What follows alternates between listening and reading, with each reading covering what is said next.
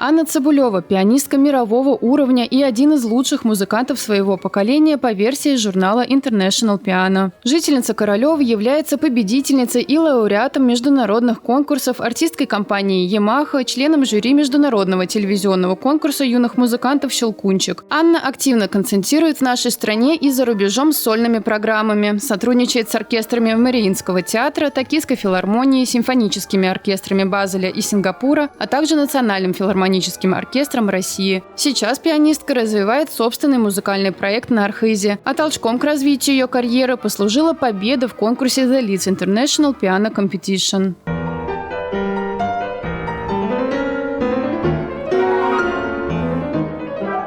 В 2015 году ты победила на престижном конкурсе в Лидсе, Великобритания, и стала второй в истории этого конкурса женщиной, которая получила эту награду. Расскажи, каково это? Когда ты выигрываешь конкурс, на тебя оказывается огромное давление. Возлагается очень большая ответственность, потому что ты теперь несешь не только свое имя, а также имя этого конкурса. Ты представляешь теперь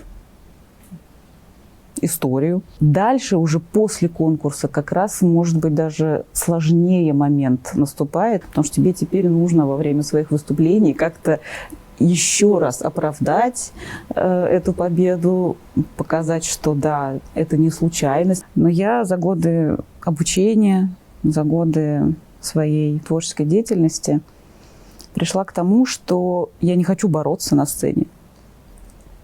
Ни с собой, ни с кем бы то ни было.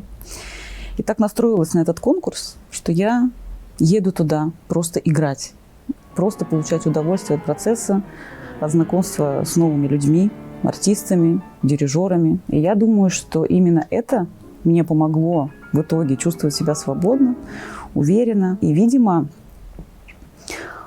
и жюри, и публика это почувствовали. И произошла такая магия какая-то. Это было, правда, невероятно. Я сама спустя какое-то только время смогла осознать, что, правда, это большая вершина, которая мне покорилась. Но покорилась она только благодаря тому, что я не собиралась ее покорять.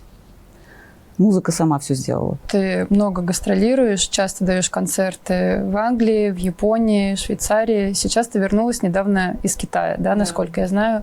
Расскажи, что это был за концерт, как тебя вообще встретила публика?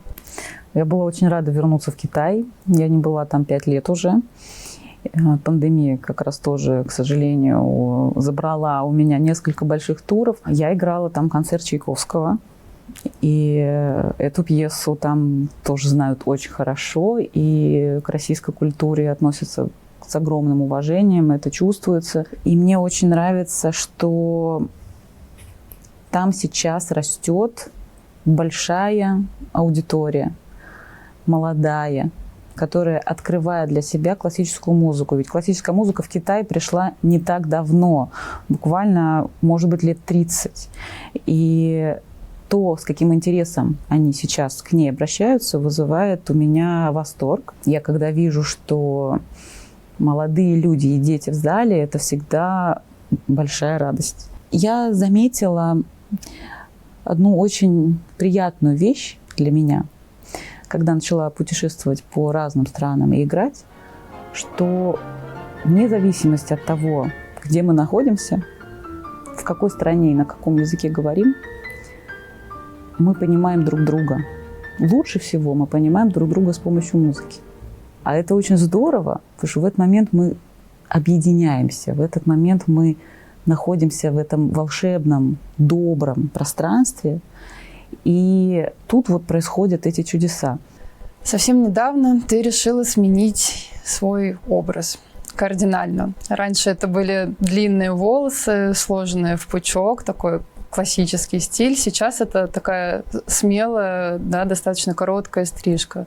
Расскажи, как ты решилась на это? Вообще, насколько важен имидж тоже в индустрии классической музыки? Я думала, что очень важен, и он должен быть именно таким. Все строго, четко. Есть такое стереотипическое мышление, особенно касающееся классических музыкантов, когда мы должны на сцену выходить в строгом черном платье, например. И если музыканту в этом играть комфортно, в этом образе, это очень хорошо.